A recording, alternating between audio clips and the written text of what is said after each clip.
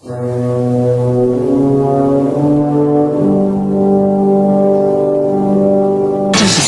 those wonderful toys. I can't wait to show you my toys. Hey everybody, this is D Hunter bringing another action figure review. Today we're going to be looking at the DC Multiverse by Mattel Signature Collection Wonder Woman based off the 1975 to 1979 TV series starring Lynda Carter. This is the third figure that we've gotten in the Signature Collection, all of which have been based off of previous live-action DC incarnations. We had the Batman Forever, Val Kilmer Batman. We had the Flash from the old TV show. And now we've got Wonder Woman from the old TV show. I believe upcoming we've got Penguin from Batman Returns. We've also got Joker from The Dark Knight upcoming. And I can't wait to see what else they're going to give us from these old TV shows. Let's look at the package real quick. Wonder Woman from the show. Looks like a cloth cape in there. Can't wait to see that. Here's a picture of her from the show. Nothing going on top except it says Signature Collection. Side, another picture of Lynda Carter. Back and show her crossing her arms. Can't wait to see if she can actually do that stuff. The other two figures they've released so far. And the bottom, just barcode and a bunch of nonsense. So like I said before, this figure is part of the Signature Collection. This costs about $5 more than your typical Multiverse action figure. They include extra accessories, hands, as well as a stand that can hold their accessories inside of it, which is kind of nice. Although it's going to end up in a fodder pile of stands, a huge box never be seen again for me. Just wanted to compare her to a regular Multiverse box. She's going to be the exact same height, but she's going to be a little bit wider because they come with extra accessories. Here they are lined up on that side, and you can see how much further they come out, the Signature Collection, than a regular one on that side. Regular collection retails around $19.99. Signature Collection around $24.99. Now, in addition to that, there's also the Platinum Collection, which I believe has only been available at GameStop as far as I know. These guys cost $10 more than your typical Multiverse figure, and they're in much larger packaging, as you can see, than the Signature Collection. So, let's go ahead and check her out of the package. Alright, well now that we've got this figure out of the package, I want to take a quick peek at her accessories and then a closer look at her. So this figure is part of the Multiverse Signature line, which means she comes with extra accessories justifying the price. I've heard some rumors saying that the price is increased due to actor likeness rights, but I've not seen anything official from Mattel about that. So this figure comes with a total of 4 hands, this absolutely amazing, huge cloth sort of cape, and then an action figure stand. Now let's check out this action figure stand real quick. I left the accessories, sort of little peg holes and all that stuff that goes into here and allows her to stand, taped to the top. This is a nice stand and all, but I'm just going to end up going to my action figure stand box, never to be seen again. I'm not much of an action figure stand guy. Now you may notice that on the sort of arch here, it's got a sort of peg area here that does fit into her back. She sits in there pretty nicely. You can have her doing some nice action poses, kicking, flying, etc., etc. This action figure stand actually can open up, and you can put all the accessories on the inside here. She doesn't come with anything besides hands and little peg pieces, but it's kind of nice to have that feature and be able to not lose your stuff. One thing I failed to mention about the stand is that it has this nice picture of Wonder Woman from the TV show that kind of slides into the back of the stand here, so it can stand up and kind of show who is being displayed here. If you prefer to use a stand for somebody else or don't like that picture of Wonder Woman, it does have the option to be posed with just a DC Multiverse logo in the back. Next, let's check out this cape. This thing has nice red, white, and blue American colors, kind of like Wonder Woman and Superman always did back in the old days. A little bit wrinkled here where it was in the package, but this thing is huge. Really nice looking. I can't wait to get it on her and tighten a nice bow tie and see what it looks like. Now she comes with 4 hands. Pretty simple. There's 2 fisted hands, right and left, and there's 2 very slightly open hands, right and left. I'm deciding to keep her right hand open and her left hand fisted and keep it at that, and the rest will go into my fodder pile. Now here's a look at her with her cape on. Now let me tell you, this thing is absolutely huge. You saw it sort of laid out flat and stretched out. I actually personally don't remember her using a cape in the show, but I've really only seen a couple of episodes, and it was quite a while ago.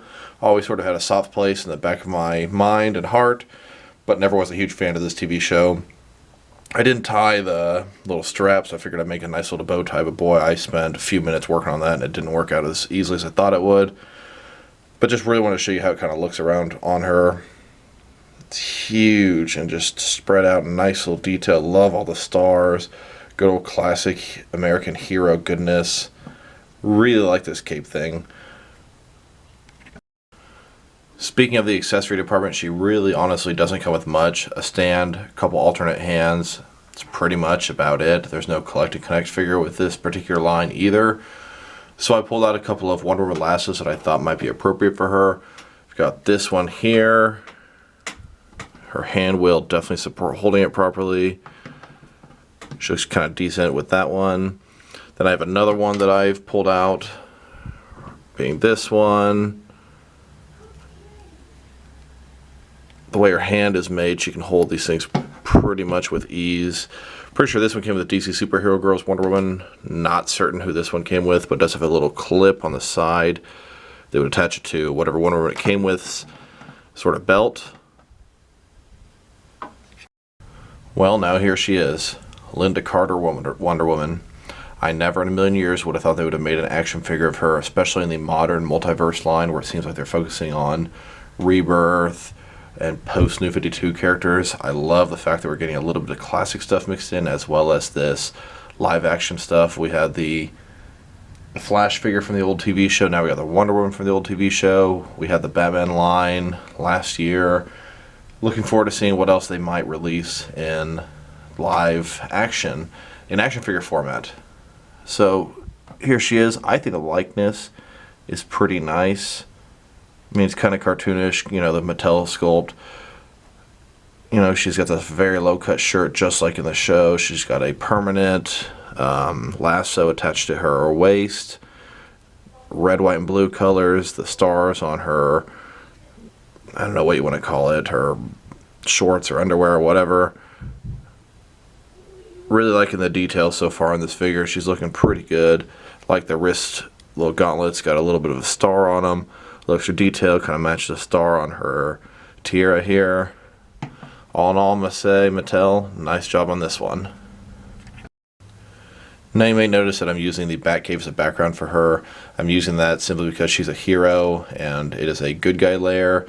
And I'm pretty much predominantly collecting Batman and related figures. I really only got this figure because A, I think it's really cool to get live action figures. I want to support this Multiverse signature line. And I really want to put her with either the 1966 Batman figures as cool live action TV show ones, or put her with the Keaton and Reeves Batman and Superman figures. I think either way they can make a great trinity. Alright, so next on the agenda, let's check out exactly how tall this figure is. Before we get to some comparison shots and articulation, let's measure it up. So once again, she is a multiverse figure. They're typically about 6.5 inches, so that's what I would expect from her. Here's the tape measure. Looks like from the top of her head, right where the bottom of my finger is, we're looking a little bit under 6.5. Looks like we're looking at about 6.3, 6.4 inches from the top of her head to the height. So pretty consistent with the rest of the DC Universe Classic and Multiverse figures. We will get some comparison shots shortly. Alright, next on the agenda, let's check out this figure's articulation. So, of course, she has a head, like most figures. Can look around. It's hindered by her hair, makes it kind of difficult to go around. Can look up, honestly, not at all. And can look down, really not much at all either. The hair is a big contributor to the limited range of motion on her head. She's got shoulders which are pretty nice. They can go up really quite far here. I do like that quite a bit. They can go down, up, down, around. She's got a bicep cut over here that can go completely all the way around. Then she's got elbows. And actually on my Wonder Woman figure, she came with her forearms twisted around backwards like this. And I tried forcing it up and was a little bit annoyed that they would send it that way. You can definitely tell by the bracelets. There's a little cut in them, which should be on the inside. The star should be on the outside of them, but it's just single jointed, not double jointed on the elbow here. Then we've got the wrist. Of course, it can go all the way around. It is hinged as well, so it can go down and up. Of course, she also has the interchangeable hands to be used. Both of her arms came in backwards on me, which was annoying and could have potentially led somebody to break the figure. She has an ab crunch, which is pretty nice, small. Can go up that far at the highest, and then down that far as well. She has waist swivel that can go all the way around. She's got the new kind of style multiverse hips. They can go completely out, completely do the splits, which is pretty cool. Then they can go forward that far, almost 90 degrees, back, really not at all, which is usual for these kind of figures. She's got this thigh cut here, which can go around. She does have double jointed knees, which I love. They can go all the way up and around like this. Then she's got no sort of swivel or anything on her boot. She's got feet that can only go down and up. There is absolutely no ankle rocker. And because of her heel, it does make her a little bit difficult to stand up at times. Not the most articulation I've seen in a multiverse figure, but not too shabby, if I may say so. Like I said before, I pretty much just bought this figure because I think it's a cool live action incarnation into plastic form, but I really bought her just to stand up with some of my classic Batman live action figures. So let's check those out, and then let's get some size comparisons with other figures, and then check her out compared to some other Wonder Woman figures. Here she is next to some 1966 Batman live action TV show figures. The Wonder Woman TV show was from 75 until 79. It ran for 3 seasons. There's a comic series, Batman 66 meets Wonder Woman 77. She's a little bit taller than them. They seem to be a slightly different scale, more so the Movie Master scale. But I think that they look really cool together. They're all bright colors, classic iterations from the TV shows. Now here she is with the NECA 7-inch scale Keaton Batman and Reeves Superman. In the middle here, we've got the Lynda Carter Wonder Woman. I do think they scale up pretty nicely together. She's a tiny bit shorter than them, but they do fit in nicely together. I love the colors together. I love the fact that these are all sort of what I consider kind of the original versions of these characters, live action. I know it's not necessarily factually accurate, but these are some of my favorite ones that they've made, and they do look really nice together. An absolutely really nice trinity, something that never happened and would have been really cool to happen. Here she is next to the other DC Multiverse Signature Collection figures that they've released. On the left, we've got the, I think, Wesley Shipp Flash from the old TV show. On the right, we've got the Val Kilmer Batman from Batman Forever. In the center, we've got Lynda Carter Wonder Woman. Like I believe I said before in the review, the next figure we're going to be getting is the Batman Returns Penguin, Danny DeVito. There's also a Heath Ledger Joker down the line, which honestly I don't feel like we need because they've made so many versions of him. I cannot wait to see what else they're going to make in this line. I love some old 43 or 49 Batman serial figures, old black and white Superman figure, different versions, George Clooney Batman, etc., etc. They've already made a multiverse 3.75-inch version of the Keaton Batman, so I feel like Mattel can make him, and I hope they eventually do for us in this scale and size. I find this Wonder Woman to be the most comparable to the DC Universe Classics early wave Wonder Woman. The color scheme is very similar, the outfit is very similar. This is probably my favorite and most default of all Wonder Woman figures that I own. Next, I wanted to show the Lynda Carter Wonder Woman versus the Gal Gadot Wonder Woman. The current live incarnation version of Wonder Woman versus the 40-year-ago version. Both splendid. The only 2 incarnation of live action Wonder Womans they've ever made or have ever been portrayed on TV or in the films.